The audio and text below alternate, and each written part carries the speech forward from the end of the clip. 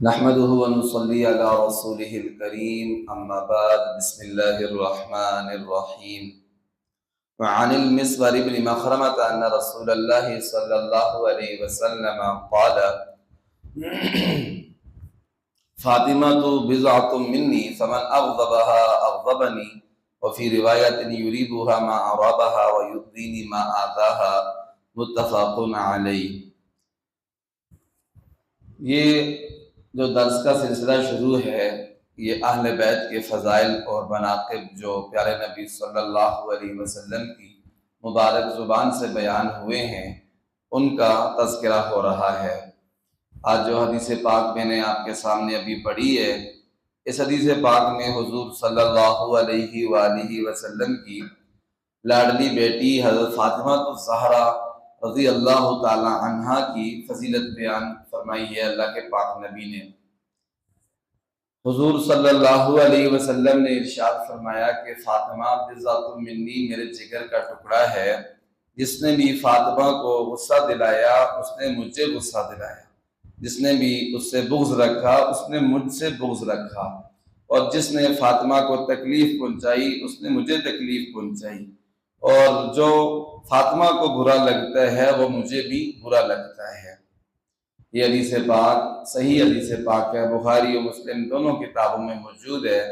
اس کا پس منظر یہ ہے، آپ کو پتہ ہے کہ حضور صلی اللہ علیہ وسلم نے اپنی ان بیٹی کی شادی حضرت علی المرتضیٰ شیر خدا رضی اللہ تعالی عنہ سے کی تھی۔ تو حضرت علی المرتضیٰ شیر خدا رضی اللہ تعالی عنہ کا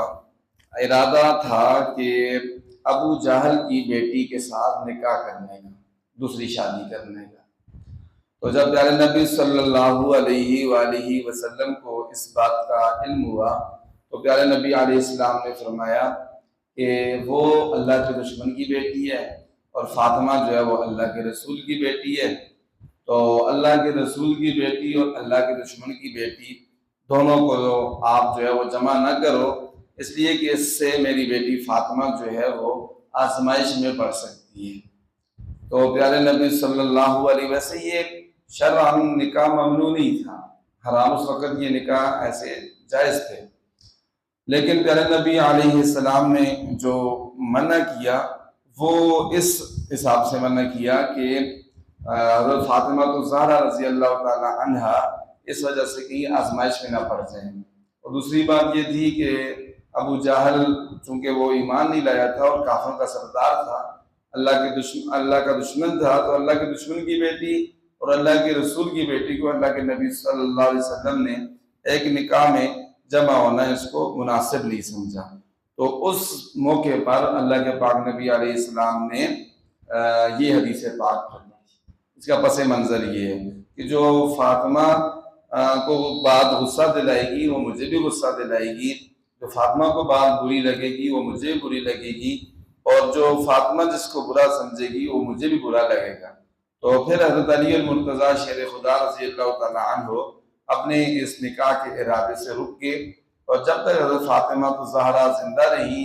آپ کے نکاح میں رہی، تو آپ نے کوئی اور شادی نہیں کی۔ لیکن جب حضرت فاطمہ الزہرا رضی اللہ تعالی عنہ کا انتقال ہو گیا، اس کے بعد حضرت علی المرتضیٰ شیر خدا